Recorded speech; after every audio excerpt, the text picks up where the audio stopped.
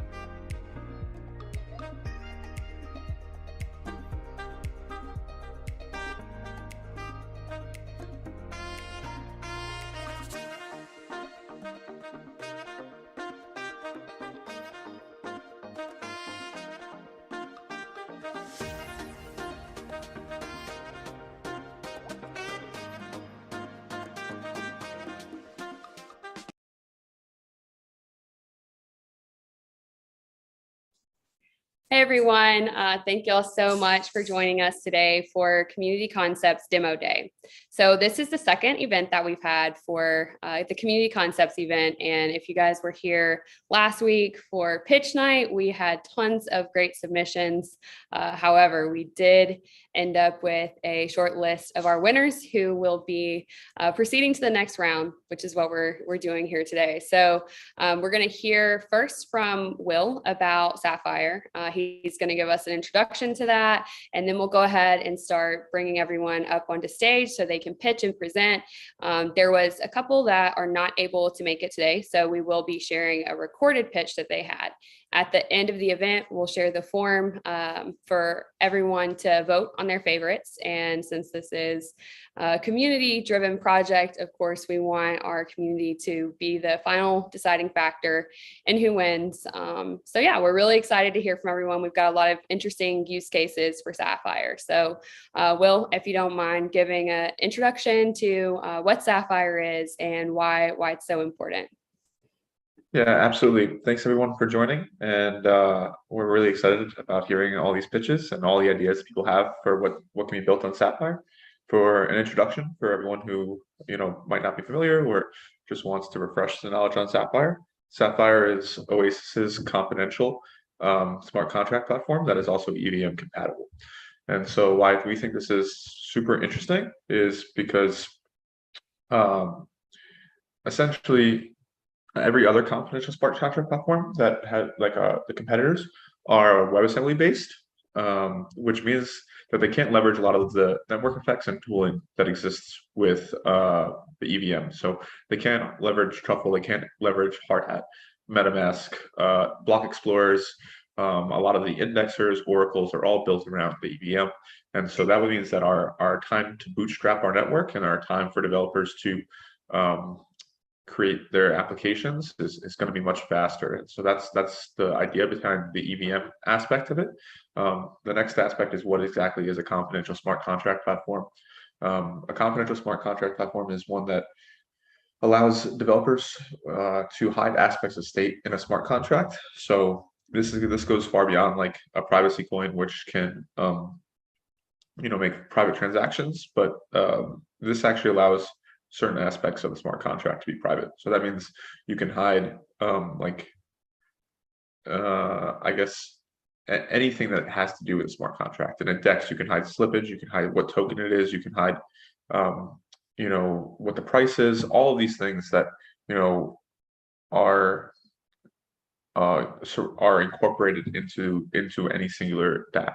And so we think that in Web3, this has been, a limiting factor. It's limited the NFT ecosystem. It's definitely limited decentralized identity. It's leveraged. It's hurt. It has stopped social applications from being as successful as they possibly can be. And so we really think that this is going to be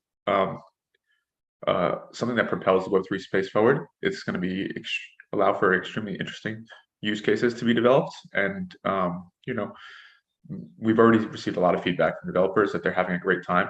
They love the EVM aspects of it. And they think that the confidentiality is also allowing them to build a lot of really cool things. So yeah, here's some ideas from our community about what can be built, and I hope that you enjoy them. Cool. Thanks so much, Will, for that introduction. We are very excited and proud to be bringing the industry's first confidential EVM. And we're excited to see some of these ideas that we've seen in the community concepts hopefully come to life with real developers and become real projects. So if there's anyone who is watching or here with us today or rewatching this stream and you're participating in the hackathon or interested in participating in the hackathon, the Keep It Confidential hackathon is live now. But hopefully you can draw some inspiration for what the community would like to see. So first up, we have our the number one most voted for project, which is called SSN V2. The creator of this project was not able to make it today, but as I mentioned before, we do have a couple people who have recorded sessions. So Minya, if you wouldn't mind going ahead and sharing that presentation. Yeah, 1 second.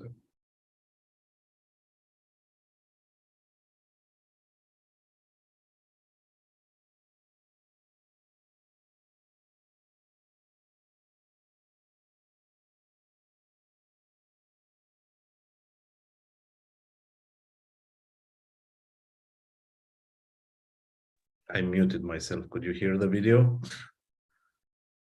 No, we couldn't hear it. Okay.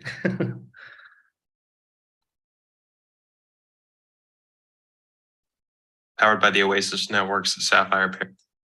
Hey, I'm Bobby, and I'd like to introduce a concept called SSN V2, powered by the Oasis Network's Sapphire paradigm. I'm sure you're all familiar with social security numbers. These are 9-digit codes used for everything from employment to banking, home ownership, and of course, taxes. America's relied on SSNs for nearly a century, but this system is beginning to show its age. You're probably aware of some of the problems, and while you may be fine at protecting your SSN, who's to say your car insurance company's web developer knows about end-to-end encryption and storing hashes? What happens if the data is intercepted and used by a malicious actor? What happens in 2050 when we run out of social security numbers? These are some of the problems with SSNs today. And these are the consequences. Money loss, people's lives disrupted. 77% of businesses claim they didn't have the personnel to properly secure their records and systems. This shows there's a lot of opportunity for decentralized applications to improve the standard of security across the board. What if it were possible to upgrade SSNs to something more secure?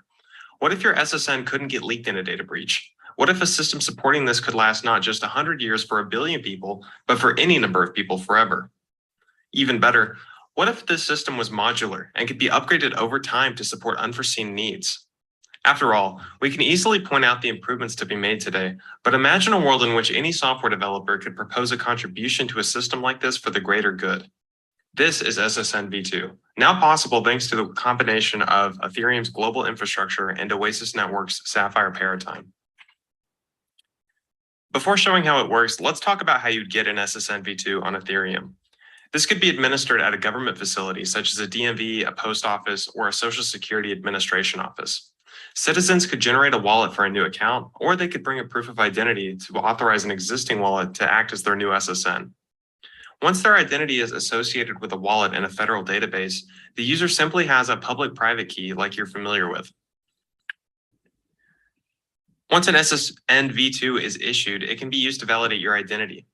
And if you're familiar with public-private key signing systems, you probably already know that Ethereum can allow us to sign transactions that prove that we hold the private key to a particular account. What you may not know is that there is no privacy on the core Ethereum protocol.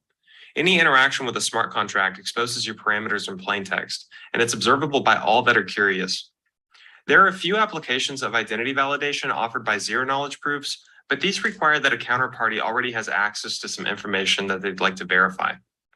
Sapphire Paratime allows us to pass parameters to a smart contract privately, meaning you can now inject data into the mempool without risk of exposure, meaning highly sensitive data can now be used in unity with your digital identity for the first time. For example, I could now not only verify my identity to initialize a public service, but also I could interact with that service by providing highly secure data to a smart contract that is executed on Sapphire Paratime. Note that a counterparty would never even receive my SSN, meaning there's no risk of it ever being intercepted. In this example displayed, a citizen validates their identity and then interacts with a contract securely. This model is simple, but explains the general workflow for most apps that would run after the SSN V2 validation. The blue square on the end represents the Sapphire Paratime processing sensitive information, whether it be your health history for a new insurance application, a transfer of a car title to a new party, or a routine vote at your local city council. This is a unique combination of privacy and computational ability that we've not yet seen in the crypto space. Highly robust tools like Ethereum have lacked the kind of privacy needed for applications requiring end-to-end encryption in today's world, while privacy-enabled tools like Monero are limited in their programmatic behavior and tooling. For the smart contract developer that wants to build applications for sharing medical information, tax services, billing information, personal information, or more, a trusted execution environment is required. A secure execution environment like Sapphire prevents attacks like front running, where a submitted transaction can be duplicated and imitated. This particular concept and many others like it also benefit from the ability to separate digital identities by instantiating new wallets. Finally, as the Oasis Foundation continues to be built upon, more and more easily accessible and modular smart contracts will be readily available for developers to offer in their projects. In summary, the technology we have access to now enables a new and valuable type of smart contract execution where social identities and private information can be processed and used on Ethereum. The physical infrastructure is already in place. Most of the work would be in the issuance of the SSN V2. Consider that for this to work today, the only work needed by governments would be an additional mapping to a public key in their existing database. Even without that change, the current SSN could be implemented as a proof of concept by generating a wallet with a key store and password.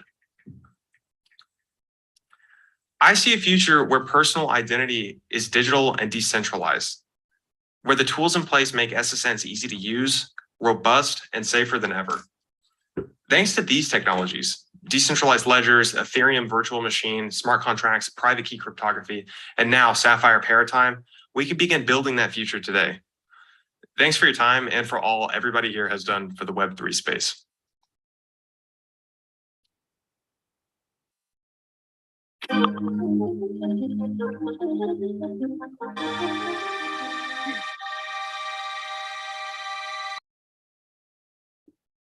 Cool. Awesome. That was a great presentation. Like I said, we got to witness that in real time, and it was #1 favorite.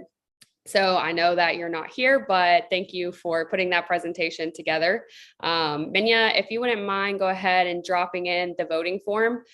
Please wait until the end after everyone has presented to submit this, but you're able to vote just like we did for pitch night. So I would recommend, since we have 5 projects, you're able to vote 1 through 5, rank your vote in order of 1 being your least favorite to 5 being your favorite. So yeah, and we're going to leave voting open for a period of 3 days. So at the end of the week, we will be announcing winners. But yeah, so Minya's going to drop that link, and just as we go, feel free to give some feedback. So next up is Reshaping the VPN. And yeah, we'll bring up, I think this was, Robert B, if I recall correctly. He has his hand raised right now, so we can bring him up on stage and hear that presentation.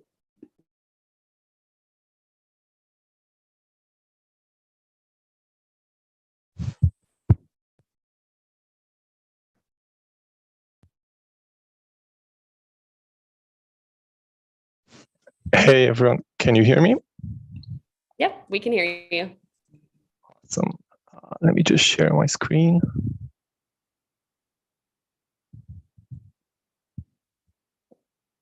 Okay. Can you see my screen? No, actually we can't. Oh, okay, 1 second. Okay. Okay. I'm actually on a tablet right now, so it's a bit more difficult than on desktop. We can see it now. Ah, okay, cool. Cool. Awesome. Hey, everyone. My name is Robert, and today I'm going to give you some insights into the VPN industry and how the Oasis Sapphire paradigm can potentially solve some of its privacy issues. So to give you some context, VPNs are one of the most popular products used to protect one's online privacy.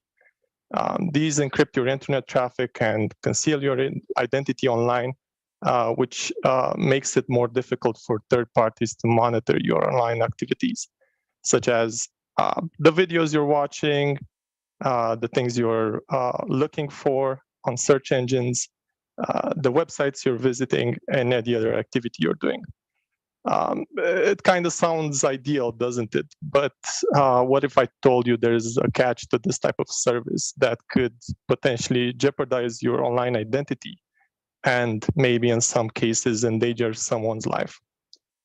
First, I'd like to give you an idea of how big the size of the market is. Right now, it's currently valued at $44.6 billion, and it's expected to grow quite a lot in the next couple of years, approximately 77 billion by 2026. And aside from the United States, China is the second largest market where people use it to circumvent the government restrictions and browse the internet freely. Another aspect of the market is regarding the devices which are being used. We are all aware that mobile devices are becoming an increasingly important part of our daily lives, while desktop usage is going down year by year. A metric that helps us understand this is the percentage of web pages accessed, which has increased on mobile and decreased on desktop.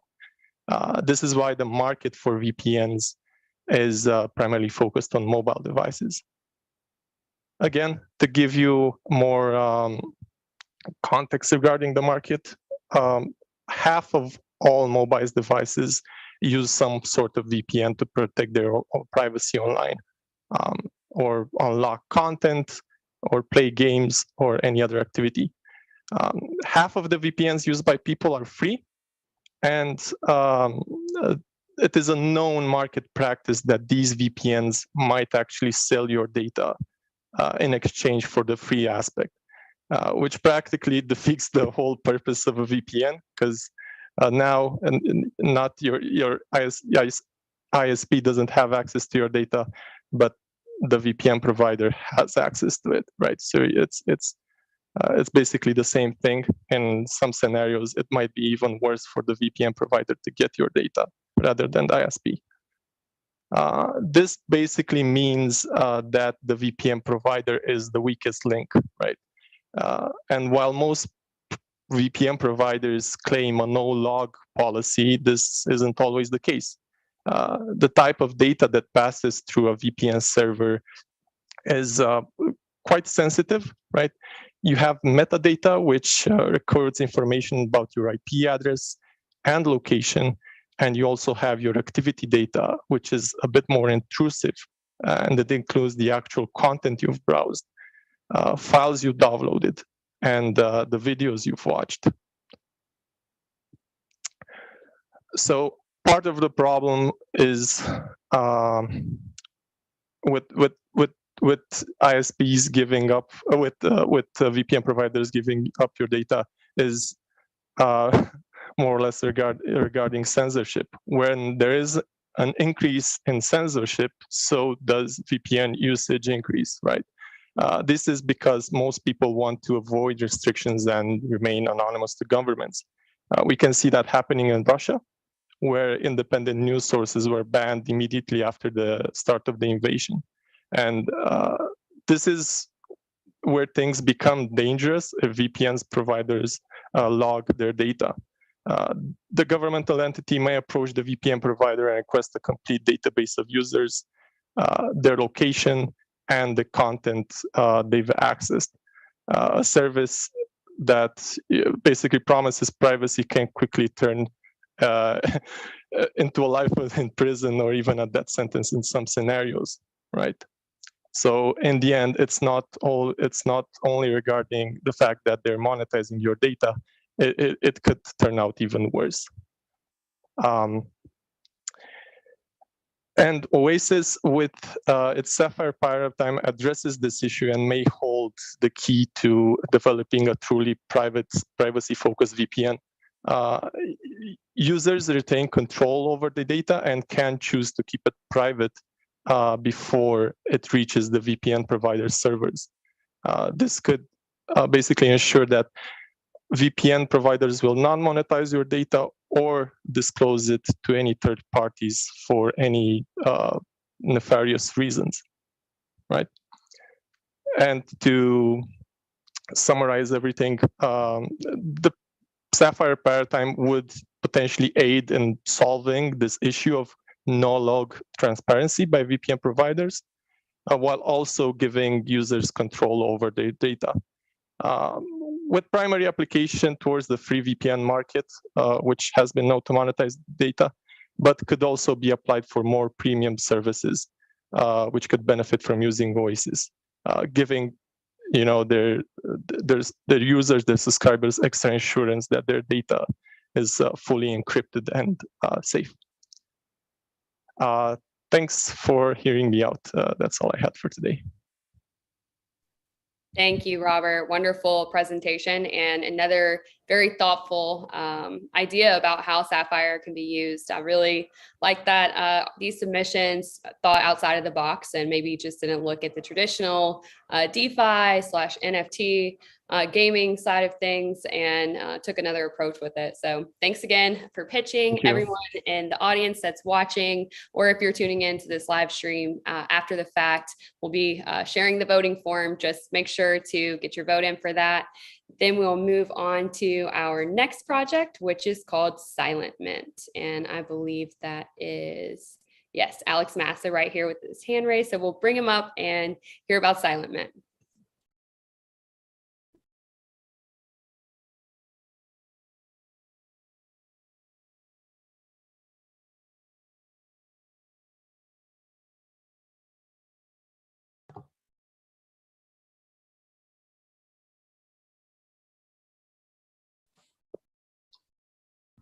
Hey, can you guys hear me?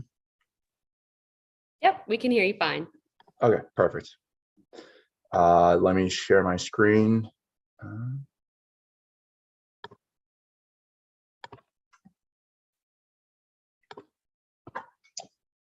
Can you see my screen? Yep, we can see it. Great. Okay, perfect.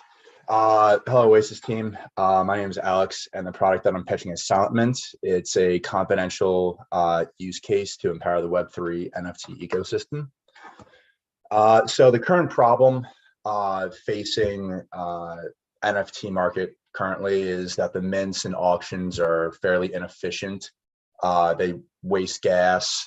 They don't maximize the value given to the NFT creators, and overall just congest the network. So the solutions that Silent Mint provides is through second price auctions and candle auctions. So second price auctions work as work in the way that the highest bidder would pay the second highest bidder's price, the second highest bidder will pay the third highest bidder's price, and so on and so forth. The confidential aspect of this is that the bids need to stay private, otherwise you would be able to undercut the bidders, and you would lose all efficiency bonuses that come with second price auctions. The second solution are candle auctions, where in a candle auction, the end of the auction is signaled by the expiration of a candle flame or some other unknown event. This is intended to ensure that no one could know exactly when the auction would end and place the last second bid. You need, game theoretically, you need to place your best bid at the beginning to ensure that you have the best chance of winning that auction. In this case, you need confidentiality because you need a smart contract that would end at an unknown time. So just a little case study that shows, the pure inefficiencies of the current NFT minting process. The other side land sale, which was brought to you by the same creators of the Bored Ape Yacht Club. They were stuck between a fair mint and Dutch auction for their NFT minting. Neither was a good choice and ended up wasting thousands of Ethereum in the minting process, which translates to millions to tens of millions of dollars of value. Doing so congested the network and was deemed a nightmare scenario. Some other features of Silent Mint. It allows for confidential sales and minting of NFTs, where the user can confidentially claim the NFT by wrapping it in a confidential smart contract. They can send this to other addresses until they wish to unwrap their NFT from the confidential smart contract. So what this would look like is like a concert ticket or, an NFT that represents a ticket to an event that you don't want people to know you're attending until beforehand, right? Until you wish to kind of unwrap it and enter the event. Another feature is by partnering with, NFT bridges on different chains, you can enable these features to expand beyond the Sapphire network. If an NFT mint is occurring on another network, they can choose to auction off the whitelist spots on Silent Mints, which will be represented by an NFT granting permission for them to participate in the mint. They can bridge this Sapphire NFT over to the origin chain where they could mint. So just an overview on the market size and the impacts they could have. The current market size of NFTs are roughly about 150 billion, where the largest NFT marketplace is valued around 13 billion. Now, I believe that if Solomon could capture just a portion of that, it would bring a tremendous amount of value to Oasis network. That's it. Cool. Thank you so much for that presentation. Actually, interestingly enough, I love to see this incorporated into one of our submissions because we've talked about this as one of the prime use cases that's really applicable to Web3 is this issue that exists with front running and unfair NFT mints that Sapphire completely solves. So it's great to see that. Thank you, Silent Mint, for presenting your idea. Next up, we have Oasis Exchange.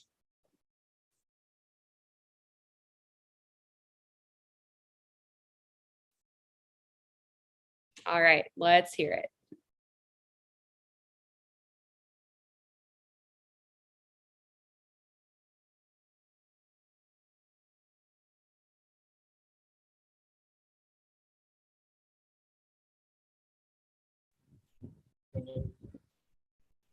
Hey, Chris, we can hear you.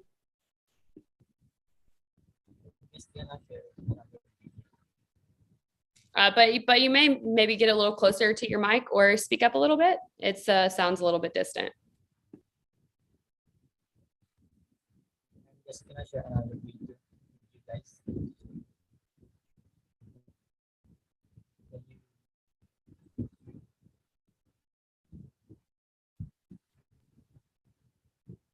Yeah, sorry, Chris. We actually are having a little bit trouble hearing you.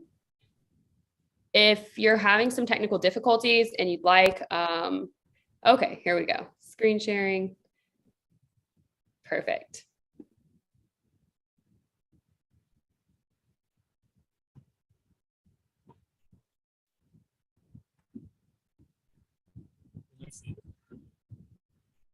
Yep, we can see your screen. Oasis Exchange is a financial dApp.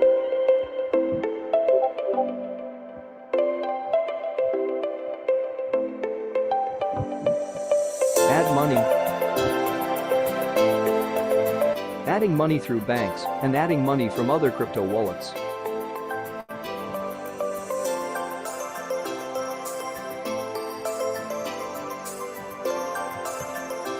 Exchange. We should have our own exchanges. Token-to-token exchange. Country currency exchanges or stable coins.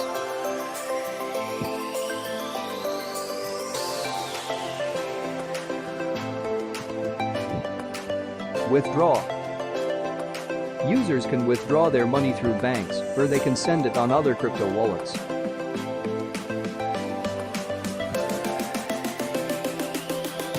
Users can earn money through staking or investing, earn money through referrals, earn money through cashbacks.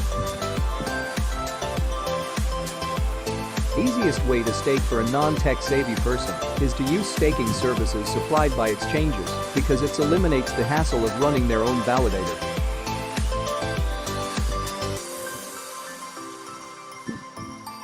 Allowing them to deposit tokens through our validators even if they have small amount, through paying us for a small fee.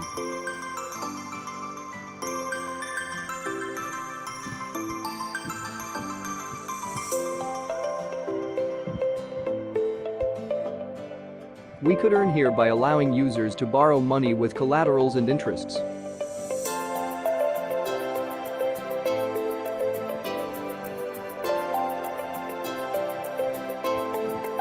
Also, we can earn all of those transactions through gas fees. But some users are hesitant to use this kind of transactions because of high gas fees. So with the help of Sapphire, gas fees are lower cost by 99% plus than Ethereum.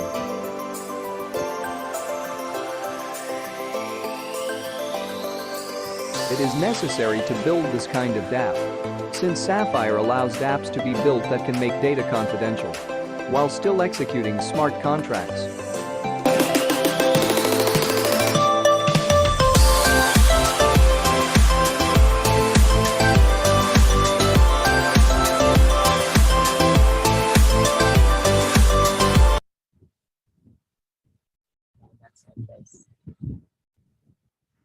Awesome. Thank you so much. That is Oasis Exchange. So feel free to put your vote in on the form that Minya shared here in the chat.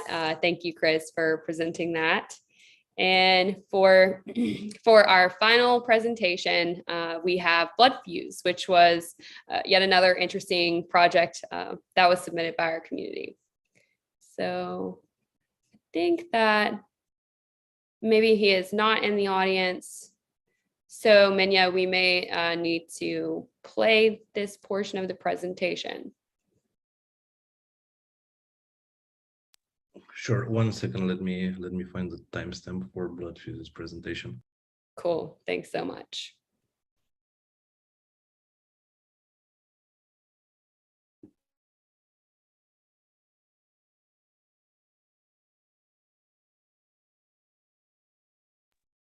Okay, found it. 1 second.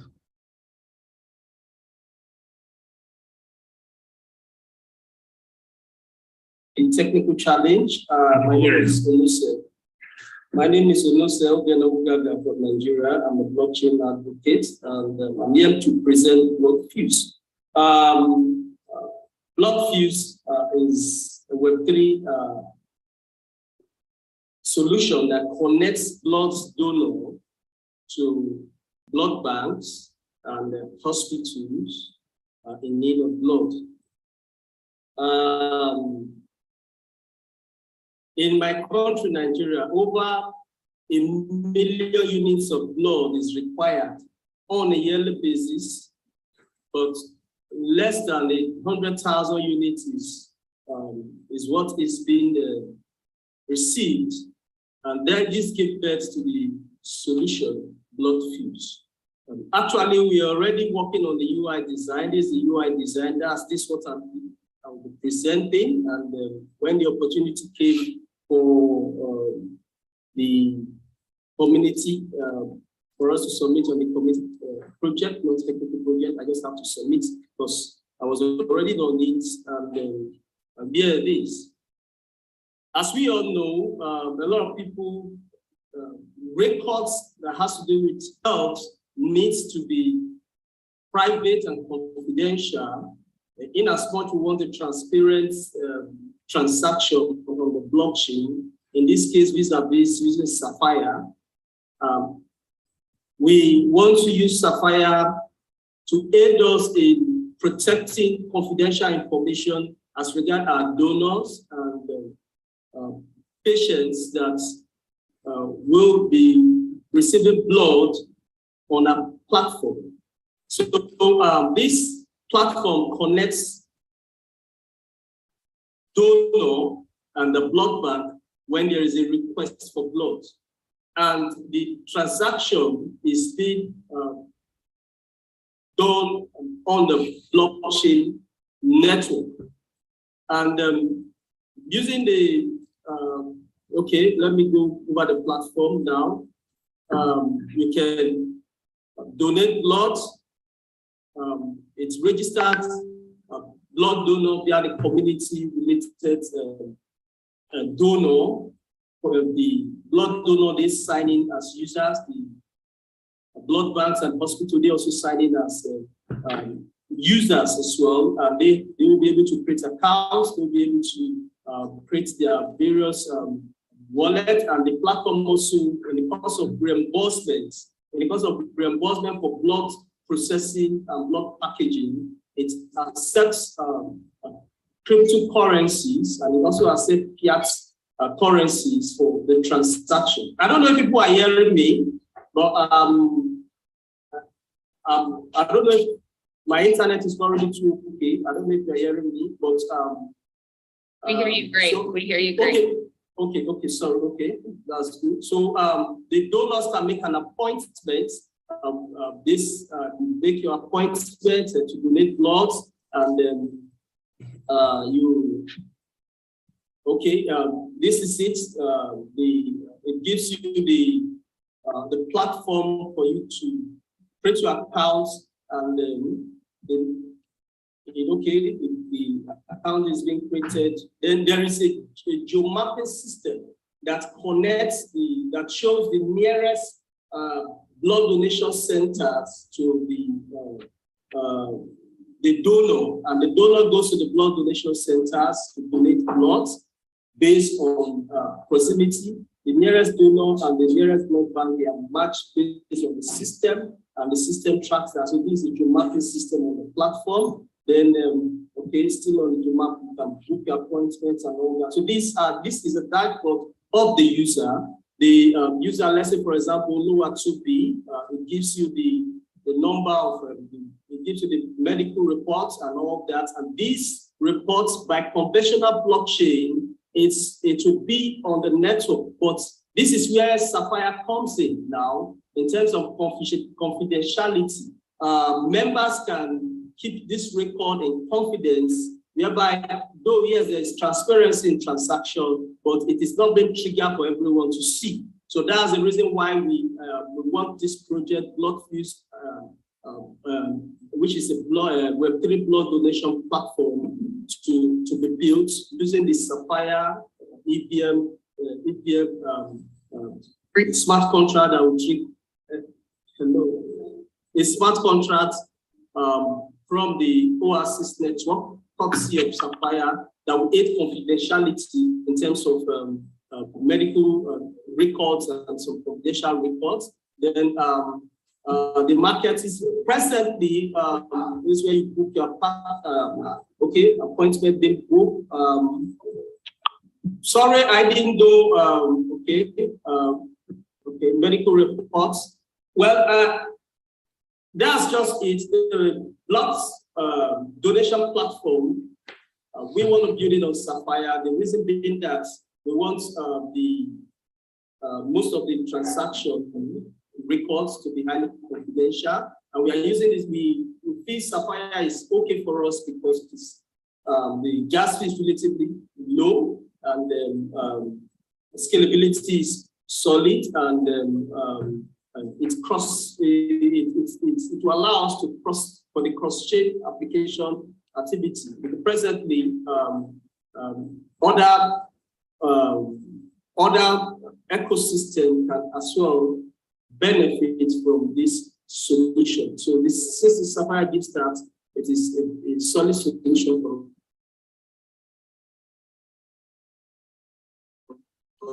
the market is very huge, like I said, and by default, users will have wallets that is Oasis wallet. Users by default to be able to print that, and also the rules can also be used for a means of transaction. If at the end of the day this project is being supported or is being approved, and then we integrate that into a solution. Cool. Again, this is just the presentation of Sorry about that. It destabilized my presentation, but I'm very sorry about it. And I never knew I don't think there was supposed to be a format of presentation. I got the mail just last night. I just felt, okay, let me just present this live and direct from UI UX design that is really available. Thank you, everyone. Thank you. Great pitch. We really appreciate it. Let me just do the inception level here and say thank you. Great pitch. We really appreciate it. No, that was a little funny hearing the recording with my voice on it. But yeah, we definitely wanted to make sure that those who were not able to participate today, especially since they made it to our top 5 as voted by the community, we wanted them to have the stage. So yeah, thanks again to all of our participants, not just the ones that made it here today, but everyone who submitted a concept to the community concepts, because our team had a great time going through, looking at the presentations and getting a good idea of what was really desirable to be seen on Sapphire. And as I mentioned before, we have the Keep It Confidential Hackathon going on right now. So Will, actually, if you want to take a couple seconds and share a little bit about what the hackathon's about, how to get involved, that would be amazing. Yeah, absolutely. First off, I just want to say thank you all for presenting these concepts. They were extremely interesting, and I also want to just applaud the fact that a lot of these were like out of the box. They were real world solutions. They were not just your typical DeFi and NFT type projects, but they were looking at how Sapphire can be leveraged to solve a lot of more interesting Web2 and healthcare and decentralized identity and all these various industries that the Web3 space has not yet been able to cater to. And just on that note, that's sort of the point of Sapphire, right? Is that we do believe it will propel Web3 forward. We do believe that it will allow for use cases that haven't been possible before in Web3 until Sapphire was created. And so I think you guys all did a great job of demonstrating that. As Meredith has mentioned, we currently have the Keep It Confidential Sapphire Hackathon, which is a technical hackathon where we hope to see maybe some of these ideas are thought about, or we can hear even more interesting ideas. So Keep It Confidential Hackathon is going on until October 14th at midnight UTC. So you have over 2.5 weeks to submit your ideas. If you go to our homepage, you can see the Find a Team button, where I encourage anyone who is interested in participating just to click that button. It doesn't really matter whether you're a developer. If you have some sort of skill set, like anything you can contribute, probably someone can leverage on their team. If you have a marketing background or a BD background, you can help with tokenomics, or with the marketing, you can help with the YouTube video that's required for the presentation or anything along those lines. Please just click the Find a Team button and get involved. We think that we appreciate everyone's ability to contribute, and we don't want to limit it only to the developers that are there. The areas that we're interested in are mostly in the application of sensitive data, gaming, decentralized identity, confidential DeFi, confidential and confidential NFTs. But that being said, as we saw demonstrated today, there's a lot of use cases outside of this. So please don't feel like if your idea is not in any of those categories that you shouldn't submit, because there's definitely prizes for categories for applications that exist outside, the categories that we have just mentioned. The judging criteria for this competition is on the implementation quality. Basically, how well does the product work, the potential impact, how large of a market impact it will have, the innovation, how creative the idea is, the user experience, what will the how will you onboard users, and how easy it will be for them to figure out, originality, and then confidentiality. It has to leverage Sapphire's confidentiality features. So as I said before, please try to get involved. If you know developers or other or people who have skills that they can contribute, ask them to click the Find the Team button and start working today. So thanks, everyone.